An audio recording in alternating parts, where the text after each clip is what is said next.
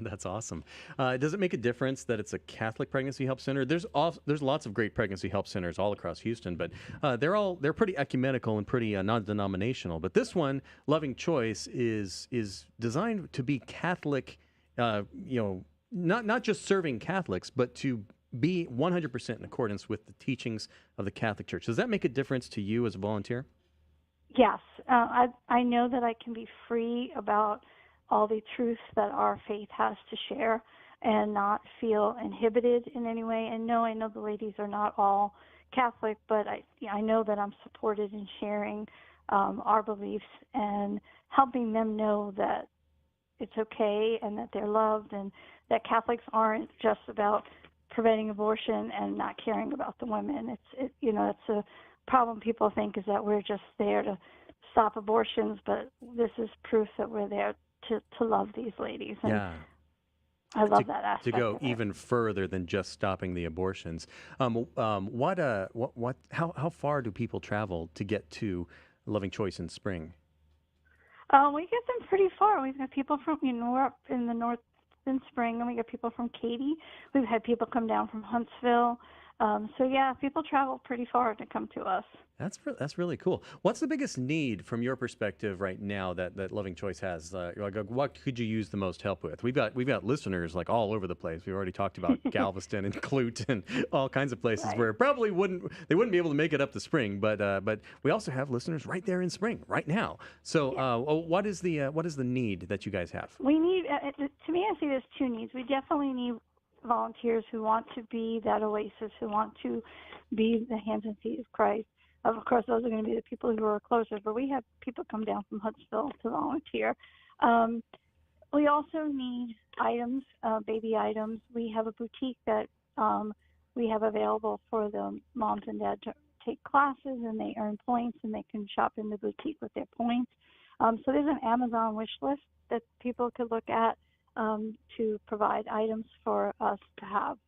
Neat. And you can get to that Amazon list on the website?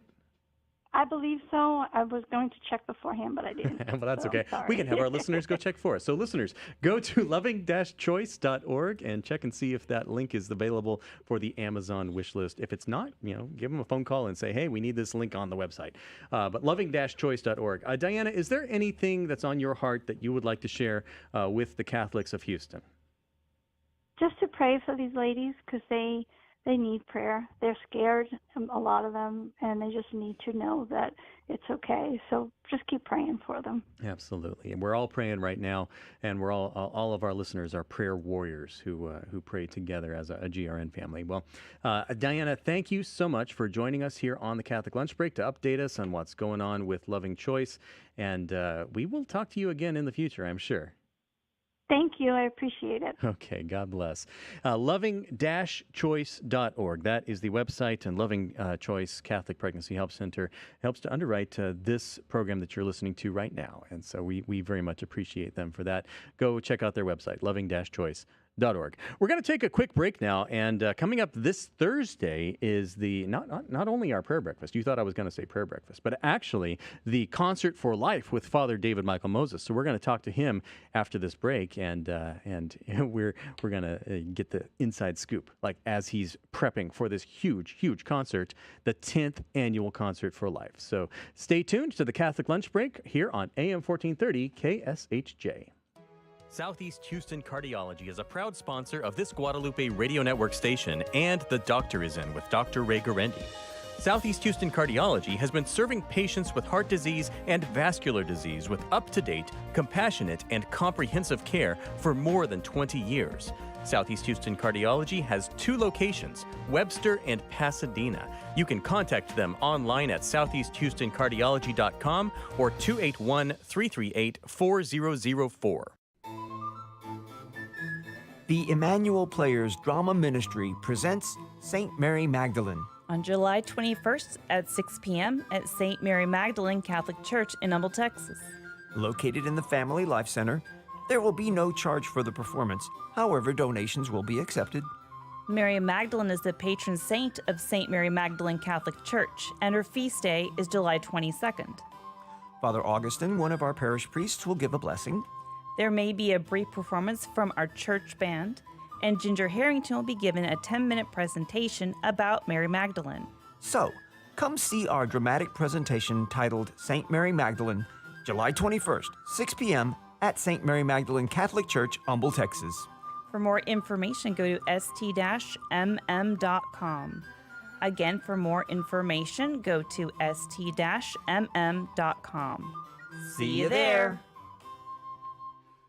Listen to The Spirit World with Debbie Georgiani and Adam Bly. Demonic activity appears to be on the rise. I'm Debbie Georgiani, and I invite you to join Adam Bly and me this weekend for The Spirit World. On The Spirit World, we offer a Catholic perspective on angels, demons, and how the spiritual and physical worlds interact. Saturdays at 10 a.m. Central, 11 a.m. Eastern on the Guadalupe Radio Network and other EWTN radio affiliates. Visit grnonline.com/spiritworld.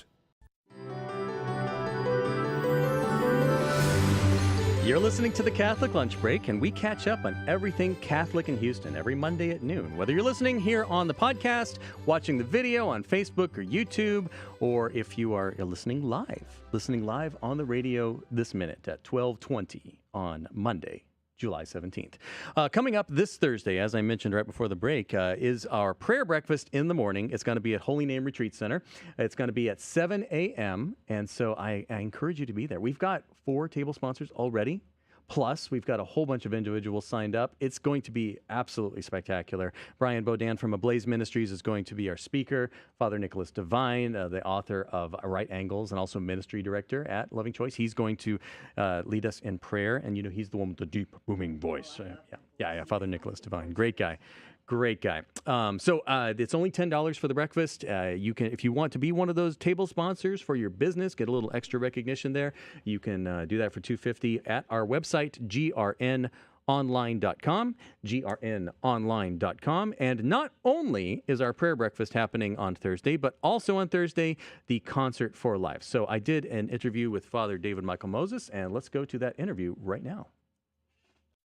Joining us on the Catholic Lunch Break is everyone's favorite priest, musician extraordinaire, Father David Michael Moses. Father David Michael Moses, welcome to the Catholic Lunch Break. Thank you so much for having me back. Always enjoy being with you, and happy to be back again. Oh, yeah. And the Concert for Life, the big Concert for Life coming up this Thursday. We're going to talk all about that. But just to introduce you for those few people who may not know who you are, you're currently parochial vicar at Christ the Good Shepherd? That's right. Up in Spring, Father James Burkhart. Really wonderful community out here. Yeah, that is a good community. I've got to talk to Father James a couple times, and we have a lot of radio listeners at Christ the Good Shepherd. Many. So, but a backgrounder on you, you are not only a priest, you are also a musician and a YouTube star and everything. So how did you get into music, and why did you choose to become a priest? Yeah, so my family's not particularly musical, so it's kind of funny that I'm so into music. But when I was about 5 or 6 years old, my mom had me start taking piano lessons, and that kind of started my love of music. Picked up the guitar after that, and always really enjoyed writing songs. Like creating something for me was a lot more exciting than just maybe playing something that somebody else had written. Music is something that's good in itself. We don't usually listen to music because it makes us healthier. We listen to it because it makes us more money or it makes us more friends. We listen to music because it's just a fun thing to do in itself. So I think there's a divine quality to it that points us to things that are good in themselves, like God, like heaven, So I definitely had that inclination from a young age. And as a young man growing up, I loved altar serving. Just being close to Jesus in the Eucharist, for me, was the most important thing I did each week. So I finally went on a silent retreat when I was 16 and just really felt the Lord saying, it might be you. It might be you. I'm calling to the priesthood. And so applied to the seminary from that point. And when you enter, you're not really sure what you're getting into. You're right. And each of the first 4 or 5 years, I was kind of 50-50 on coming back. And then finally, I spent a year in a parish when I was about 23 and just loved it. There were so many moments when I thought this would really be worth giving my life to be able to act in the person of Jesus Christ, to literally give people Jesus and literally forgive their sins in confession. Like, what else is there? I went from saying, I sure hope I don't have to be a priest and be celibate and be obedient, all these things, to saying, gosh, I sure hope he chooses me. And Wow. I'm still so thankful 4 years